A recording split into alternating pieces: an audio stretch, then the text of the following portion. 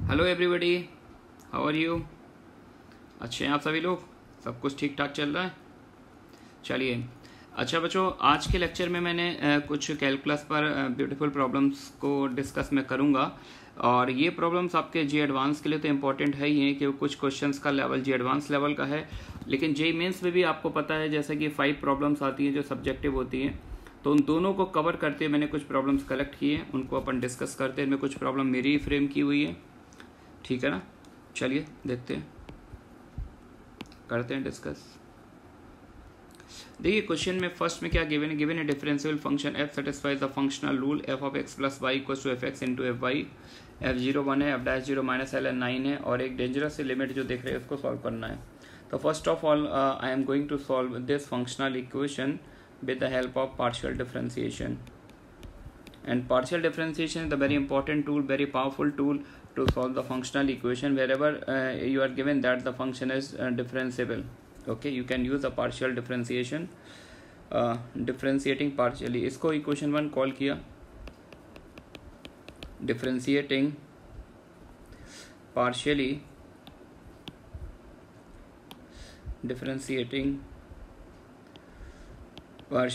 equation 1 with respect to X. किसी भी variable के रेस्पेक्ट में आप डिफ्रेंशिएट कर सकते हैं, ऐसा कोई कंपल्शन नहीं है। तो एफ ऑफ समथिंग का derivative F dash of something, right hand side में एफ डैश ऑफ एक्स। अच्छा, पार्शियल डेरिवेटिव है तो ये इंटू कॉन्स्टेंट बना रहेगा इंटू एफ वाई। अब आगे क्या करना है, देखिए एफ डैश 0 गिवन है, तो इस इंफॉर्मेशन को ऑब्जर्व करते हुए मैंने एक्स को 0 पुट कर दिया, जिससे यहाँ पर एक वैल्यू आ जाएगी। एक्स को 0 पुट किया, then what we have, we can write f dash y, f dash 0 बच्चों क्या है, f dash 0 is minus ln 9 into F Y.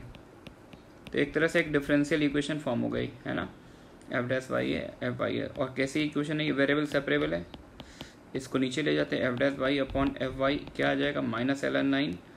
Integrate कर लेते हैं इसको, इंटीग्रेट करेंगे तो क्या मिलेगा, ln mod f y, ln mod f y equals to minus ln 9 into y plus constant c, ठीक है ना।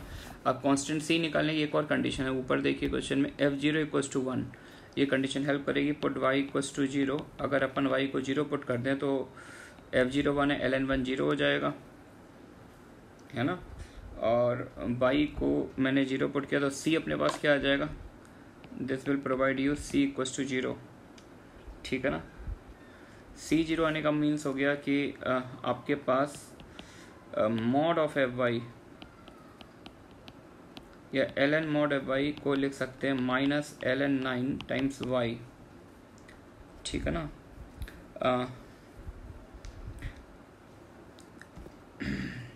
Okay, now what you can do, अगर अपन लॉग को यहाँ से रिमूव करते हैं, mod of F Y, what is the value of mod of F Y, E raise to the power minus Y ln 9, है ना। Okay, further we can write it as 9 to the power mod of F Y. Mod of F Y को अगर अपन ऐसे लिखें 9 to the power minus Y, है ना, लिख सकते हैं, not a big deal. Mod हटाएंगे तो एफ वाई, मतलब फंक्शन पर दो पॉसिबिलिटीज आएंगी, वाई को एक्स से रिप्लेस कर सकते हैं, not a big deal, independent variable है। F x equals to what, plus minus 9 raise to the power minus x, ये फंक्शन आ रहा है अपने पास, प्लस माइनस 9 रेज की पावर माइनस एक्स। अब यार ये डिसाइड करना पड़ेगा कि साइन अपन प्लस लेंगे या माइनस लेंगे या फिर दोनों वैलिड हैं। तो उसके लिए ये जो इन्फॉर्मेशन दे रखी है f0 इक्वल्स टू 1, 0 पर फंक्शन की वैल्यू एक पॉजिटिव नंबर आ रही है, तो लिख देंगे rejecting the negative sign, rejecting the negative sign. Since negative sign reject क्यों कर रहे हैं, since f0 is what, since f0 equals to 1, f0 1 है, तो फाइनली अब अपने पास जो है fx आ चुका है, fx is what 9 raise power minus X, है ना। तो नियर अबाउट 40% प्रॉब्लम सॉल्व हो चुकी है, ठीक है ना। अब हमने फंक्शन निकाल लिया, अब आते हैं अपन इस लिमिट वाले पार्ट पर। तो एफ एक्स अपने पास आ चुका है। अच्छा, एक जो लिमिट निकाल ली है उसके आगे टर्म देखिए 1 3 5, तो first write the general term, इसका जनरल टर्म क्या आ जाएगा, therefore L equals to limit n tending to infinity, n tending to infinity curly bracket 135 का जनरल टर्म क्या होगा 2r plus one and root of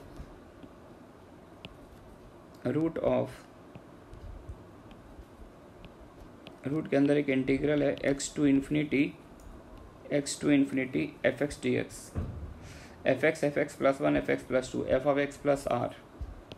check कर लीजिए यार जनरल टर्म सही लिखा है क्या मैंने, x plus R into D X है ना, तो ये D X I think integral के अंदर ही आना चाहिए, कुछ इस तरह का दिया हुआ है।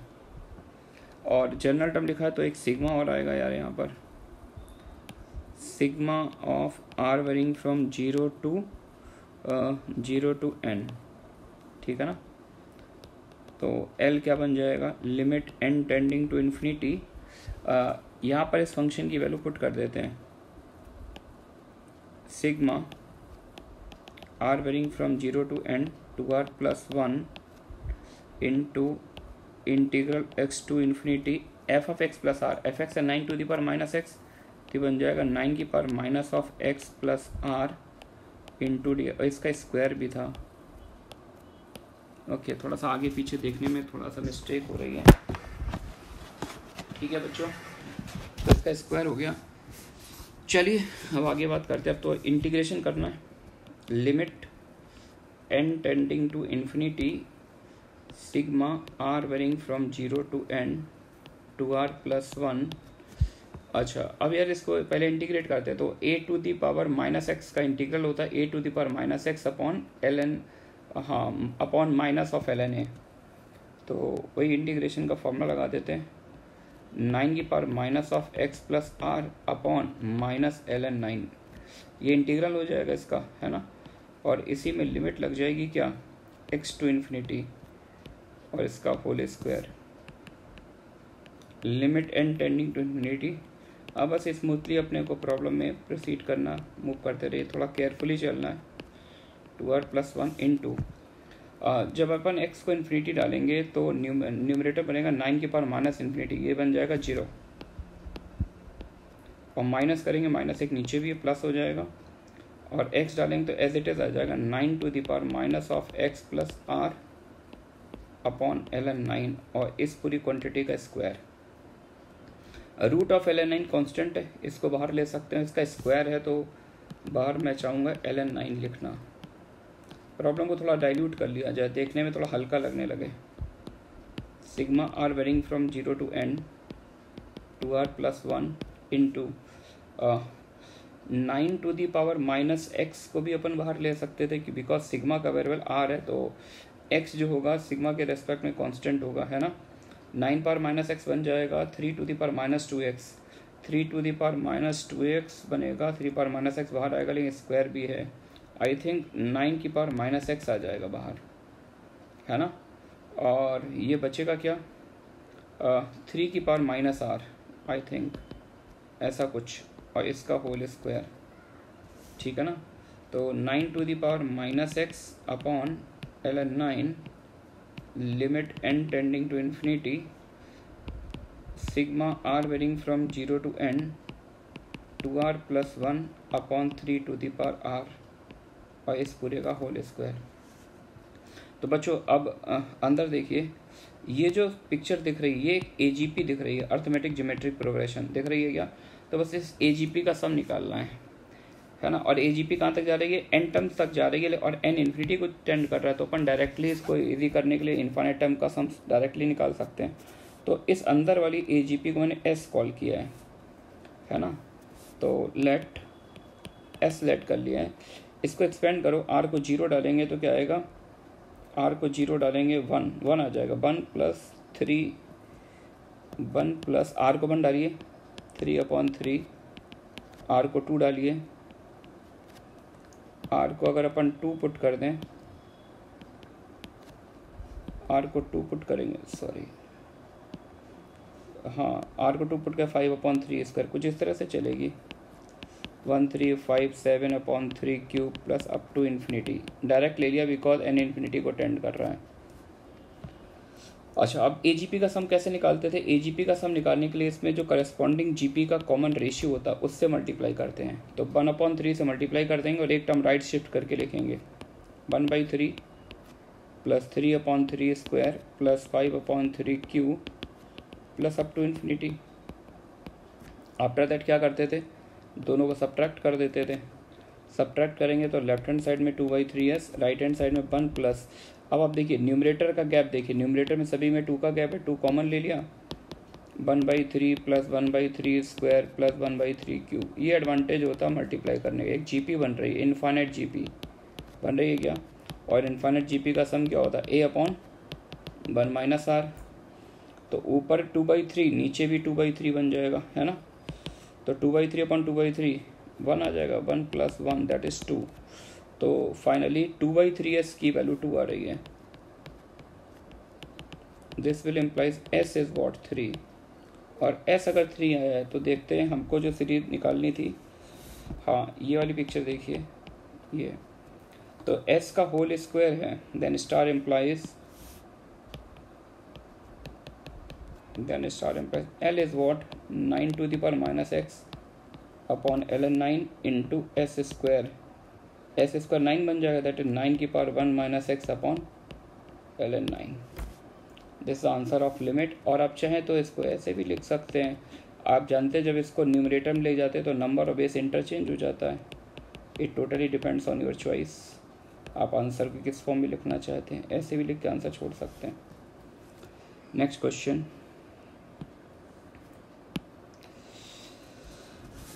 Total number of local maxima and local minimum of the function. मतलब ये जे मीन्स के ये क्वेश्चन अच्छा भी है और इजी भी है। जे मीन्स के न्यूमेरिकल ग्रेड के लिए परफेक्ट क्वेश्चन है, डिफ़िकल्ट भी नहीं है। तो देखिए इस क्वेश्चन की क्या ब्यूटी है। Total number of local maxima and local minima of the एक फंक्शन दिया है, इसके लोकल मैक्सिमा लोकल मिनिमा निकालना है। तो ठीक है, और फंक्शन डिफरेंशियल दिख ही रहा है तो डेरिवेटिव निकाल लेते हैं। f'(x) प्रोडक्ट रूल लगा दीजिए, first function as it is into cos of something का डेरिवेटिव आ जाएगा minus sine of something. Minus sine of something मतलब sine of pi x plus 3 pi into minus pi हो गया, ठीक है ना। Plus second function as it is into derivative of first cos of pi x plus 3 pi into derivative of first करेंगे तो -1/पाई आ जाएगा, ठीक है बच्चों। प्लस सेकेंड फंक्शन है 1/पाई स्क्वायर और साइन का हो जाएगा cos of pi x plus 3 पाई और साइन पाई का फिर से करेंगे तो 1/पाई बचेगा। अच्छा, ये इस टर्म को कैंसिल भी कर देगा, इधर पाई से पाई कैंसिल हो जाएगा। फाइनली जो मेरे को f'(x) दिख रहा है, this is something like x - 2 into sine of pi x plus 3 पाई। बच्चों कुछ इस टाइप का दिख रहा है मुझे, है ना। और x पर इंटरवल आपको दिया हुआ 0 से 4 में बताने कितने लोकल मैक्सिमा और लोकल मिनिमा आएंगे। चलिए तो इसका साइन स्कीम डेवलप कर लेते हैं f'(x) का। साइन ऑफ f'(x) 0 से 4 तक ट्रेवल करना है, हर इंटीजर पे साइन चेंज होगा क्योंकि पाई का मल्टीपल है। 0 1 2 3 4, ठीक है ना।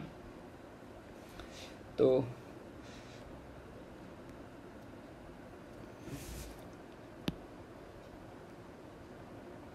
ठीक है, तो अब देखते हैं क्या सीन बनेगा। अगर अपन x को 3 पुट करें, 3 से 4, तो जब अच्छा यहाँ पर अगर मैं पाई कॉमन ले लूँ, इसको कुछ इस तरह से लिखूँ x - 2 इंटू साइन ऑफ पाई मैंने कॉमन ले लिया x plus 3 something like that. अब थोड़ा फील अच्छी आएगी, है ना। तो 3 का बात करें, 3 पर तो डेफिनेटली डेरिवेटिव 0 आएगा। ये वो पॉइंट आएंगे जहाँ पर डेरिवेटिव 0 आ रहा है। तो 3 से 4, जब हम 3 से 4 में चलेंगे तो आप ये देखिए, ये अंदर वाला एंगल 3 से 4 चलेंगे तो अंदर वाला एंगल जो होगा 6 पाई से 7 पाई मूव करेगा। x प्लस 3 जो मूव करेगा 6 से 7 पाई से मल्टीप्लाई किया तो ये पूरा एंगल 6 पाई से 7 पाई मूव करेगा। और 6 पाई से 7 पाई में साइन पॉजिटिव होता है, इवन पाई से ऑड पाई में साइन पॉजिटिव होगा, और ये 3 से 4 में तो पॉजिटिव है ही, तो 3 से 4 में साइन पॉजिटिव आ गया।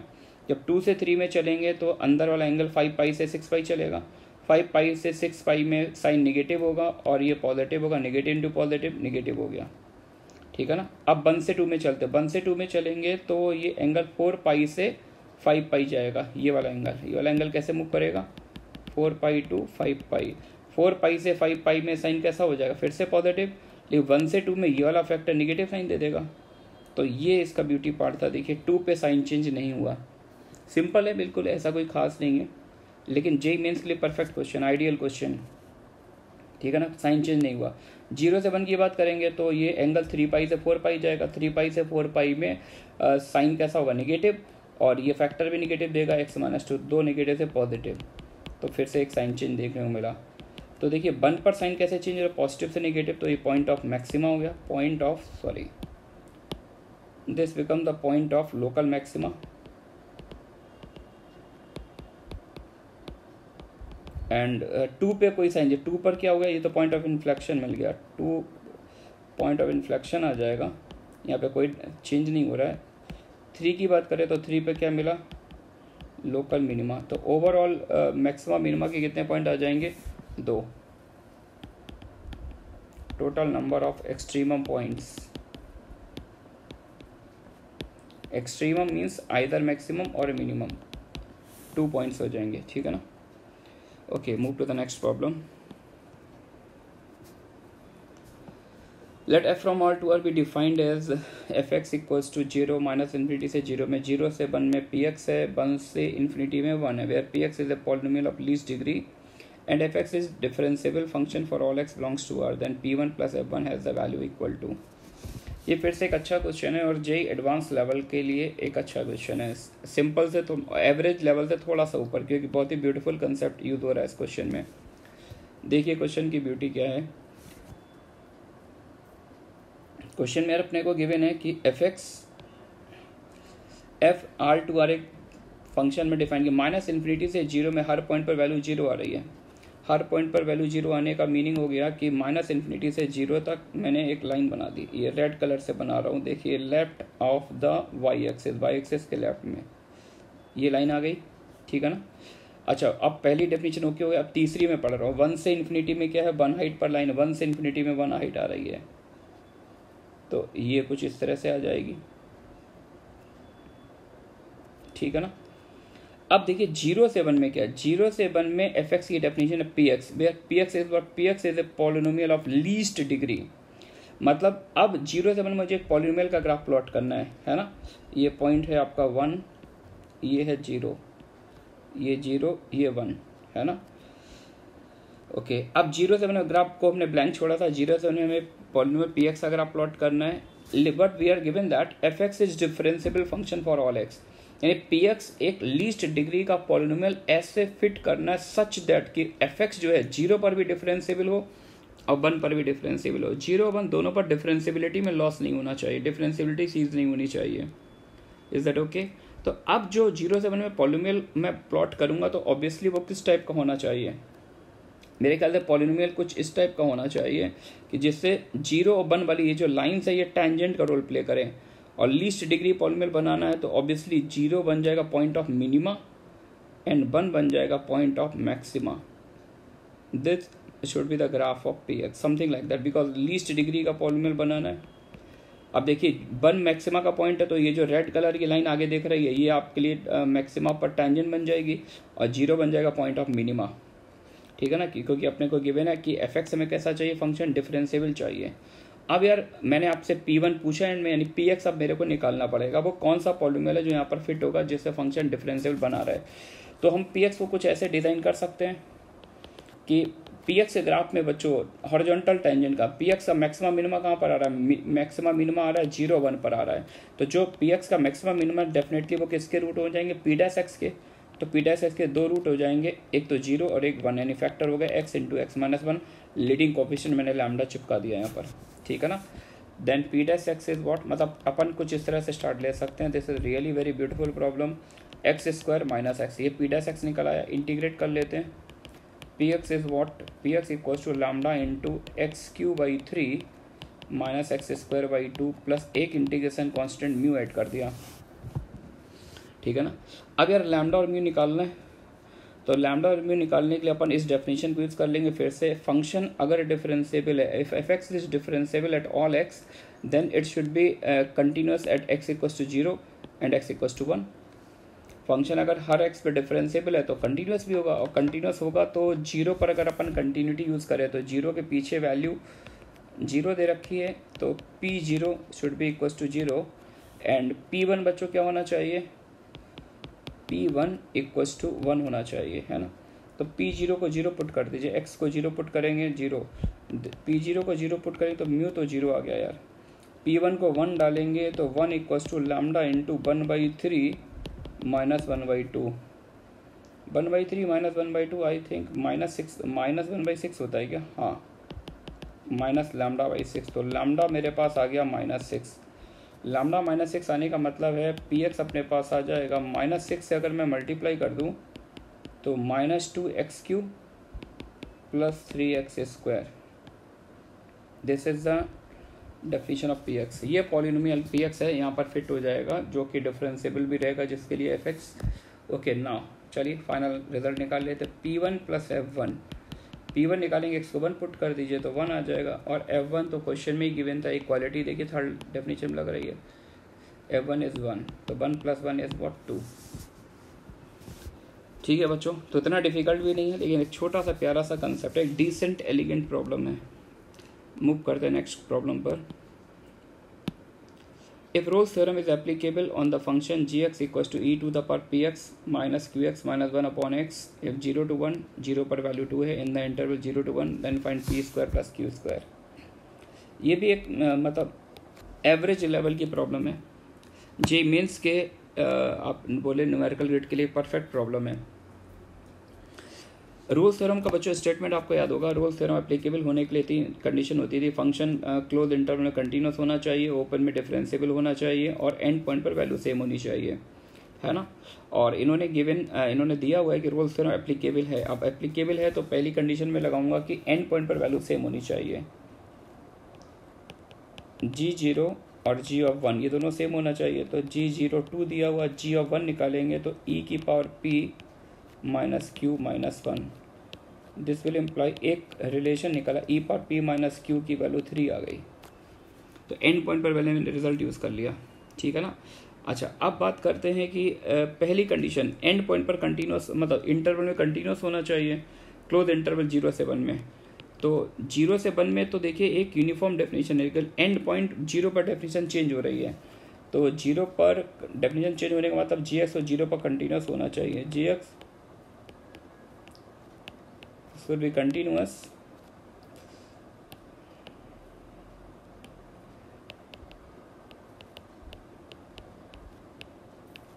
gx will be continuous at x equals to 0। अब 0 पर कंटिन्यूस होने का मतलब है limit x goes to 0 plus gx, this is equals to g of 0, 0 plus पे g ऑफ 0 2 दिया हुआ है, limit x goes to 0 plus e to the power px minus q x minus 1 upon x equals to 2, ठीक है ना। x को 0 put करेंगे तो यार ये 0/0 फॉर्म बन रही है, तो लॉपिटल्स रूल लगा देते हैं,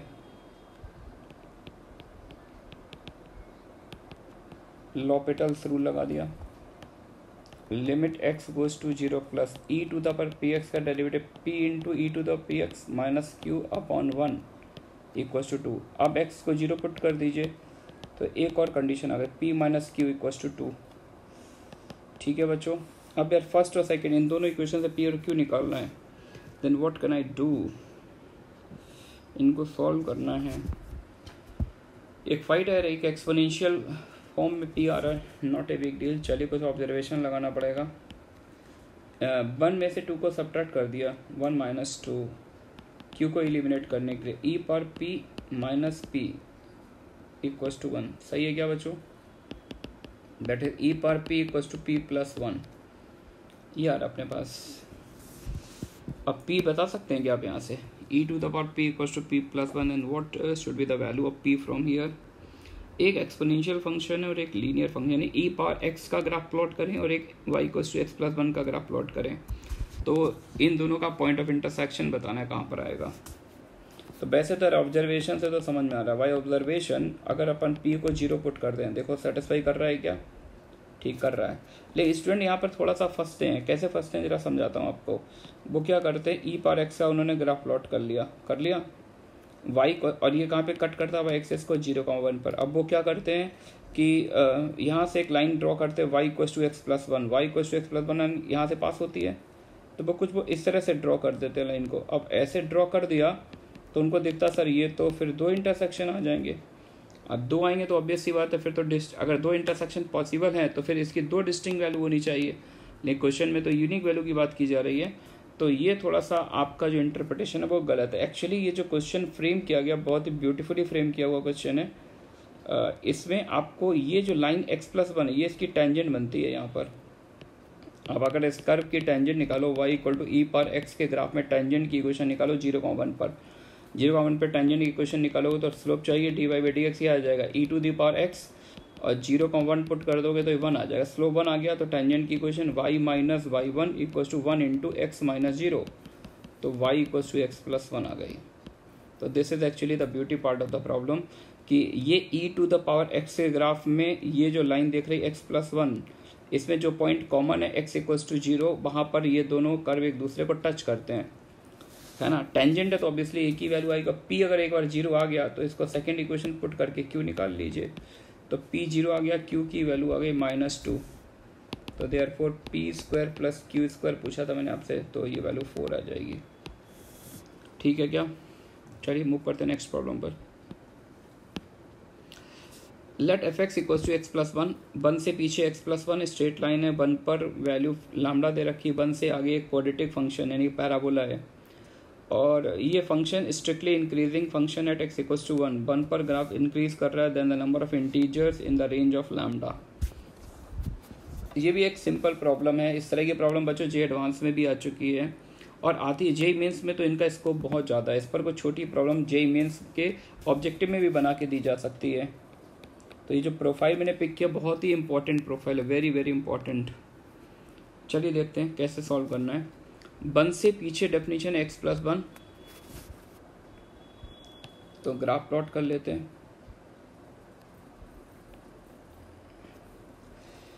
1 के पीछे लाइन बनानी है मेरे को एक्स प्लस 1, ओके।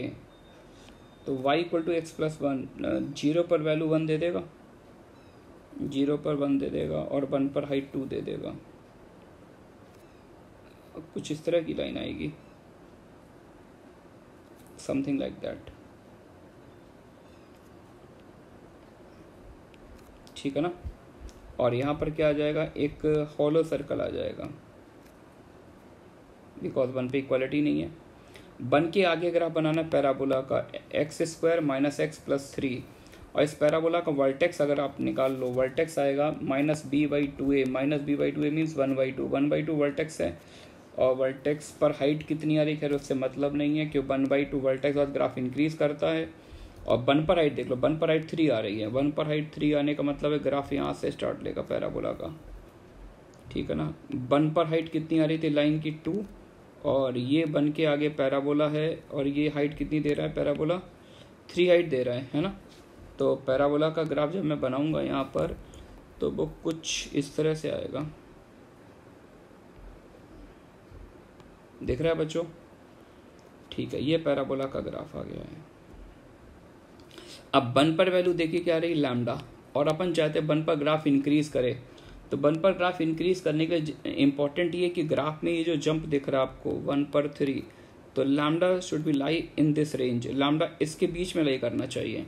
अगर लैम्डा इसके बीच में लाई करेगा देन डेफिनेटली 1 पर फंक्शन का नेचर कैसा होगा, इंक्रीजिंग, यानी लैम्डा की जो वैल्यू है वो 2 से 3 के बीच होनी चाहिए। नेसेसरी कंडीशन, मतलब ये तो 1 लाइन का क्वेश्चन था, केवल ग्राफ बनाते ही सब दिख रहा है। लैम्डा को आप मतलब 1 पर वैल्यू 2 भी ले सकते हैं, 3 भी ले सकते हैं, 2 से 3 के बीच आप कुछ भी ले लीजिए, समझ गए क्या। लेकिन अगर आपने सपोज दैट लैम्डा इससे ऊपर ले लिया, डॉट ऊपर लगा दिया, तो ये पॉइंट ऑफ मैक्सिमा बन जाएगा, डॉट नीचे लगा दिया तो पॉइंट ऑफ मिनिमा बन जाएगा। तो नेसेसरी क्या है कि आप इस वर्टिकल लाइन दोनों डॉट के बीच, दोनों हॉलो सर्कल के बीच मूव करते रहिए। Lambda should lie in this range. और मेरा क्वेश्चन था number of integers in the range of lambda, तो नंबर ऑफ इंटीजर्स कितने आ जाएंगे? 2 should be the answer. Move करते हैं नेक्स्ट प्रॉब्लम पर। A function f(x) satisfies f(x) equals to f of c by x for some real number c greater than 1 and for all values of x greater than 0। 1 से root c तक f(x) upon x की integral आपको 3 दे रखी है, 1 से c तक का निकालना है। Again very decent problem for JEE mains point of view. तो देखिए कैसे सॉल्व करना है। 1 से c तक f(x) अपॉन x का एरिया निकालना है। अच्छा, 1 से रूट c तक का दिया हुआ है, तो रूट c, अब c 1 से बड़ा है, c 1 से बड़ा है तो रूट c डेफिनेटली c से छोटा होगा, है ना, लेकिन 1 से बड़ा होगा, तो ऑब्वियस सी बात है रूट c जो होगा 1 से c के बीच लाई करेगा। 1 से c के बीच लाई नहीं भी कर रहा तो ब्रेकिंग तुम कर ही सकते हैं। ब्रेकिंग करने के लिए इंपॉर्टेंट नहीं होता है कि ये इसके बीच में लाई करे, ये बात ध्यान रखें। CBSE बोर्ड में हो सकता है बहुत सी बुक्स में लिख देते होंगे ऐसा, लेकिन ऐसा जरूरी नहीं। ऐसा मैंने क्लास में ही बहुत बार बताया था। आप इस इंटरवल के बाहर जाके भी ये काम कर सकते हैं, बीच में उसका होना जरूरी नहीं है। 1 से root c f(x) upon x dx plus root c से c कर लिया। अच्छा, 1 से रूट c तक का तो एरिया अपने को 3 पहले से ही पता है, बस इस इंटीग्रल को सॉल्व करना f(x) upon x dx। I think आपकी भी पहली लाइन शायद कुछ ऐसी ही रही होगी, ऐसे ही सोचेंगे आप भी। अब यार इस पर वर्क करना, लेकिन अब हम देखेंगे एक्स्ट्रा कंडीशन क्या गिवन। पिक्चर में ये सीन गिवन है f of x equals to f of c by x। अब अगर यार ये इन्फॉर्मेशन क्वेश्चन में गिवन है, मतलब ये सीन को पिक्चर में अपेयर कराना है, इस कंडीशन को यूज करना, f of c by x create करना है और c बाई x को इमीडिएटली f(x) बोल देना है। तो c बाई x क्रिएट करने के लिए ये जो इंटीग्रल है, यहाँ पर ये जो अंदर वाला x है, इस x को मैंने पुट कर दिया 2/t, sorry 2/t, c/t, sorry x को पुट कर दिया मैंने c/t, जिससे f ऑफ c/t सीन बन जाए। x को c/t पुट करूंगा, then what is the value of dx from here minus c/t square into dt। Therefore ये इंटीग्रल क्या बन जाएगा 3 प्लस लिमिट चेंज करनी पड़ेगी। जब अपन x को रूट c डालेंगे, x को रूट c डालेंगे तो t आ जाएगा रूट c, है ना। जब x को c पुट करेंगे तो t आ जाएगा 1। f ऑफ c/t, है ना, x को मैंने c/t पुट किया इंटू c/t और dx निकाला है minus c/t square into dt, something like that. ऐसा कुछ बन रहा है, थोड़ा सा केयरफुली देखते हैं। c से c कैंसिल हो गया, t से एक पावर कैंसिल हो गई और माइनस साइन को लिमिट एडजस्टमेंट में मैंने यूज कर लिया, लिमिट बना दी 1 से रूट c f। अच्छा, f ऑफ c/t को अपन क्या फिर से बोल सकते हैं, ft बोल सकते हैं if you don't mind, ft upon t dt। I think अब आपके फेस पर स्माइल होनी चाहिए, क्योंकि वही इंटीग्रल बन गया जो क्वेश्चन में गिवन है। वेरिएबल आप जानते हैं इंडिपेंडेंट होते हैं, x बोले t बोले कोई फर्क नहीं पड़ता, all variables are dummy variable. Therefore इसकी वैल्यू ये बच्चों क्या आ जाएगी 3 plus 3, final answer 1 to c f(x) upon x dx। मतलब हार्डली ये 1 से 1.5 मिनट के क्वेश्चन होते हैं, बस ये इस तरह के प्रॉब्लम्स आपने प्रैक्टिस की हो, ठीक है ना। चलिए आज का लेक्चर अपन यही पर एंड करते हैं। Okay, thanks for watching.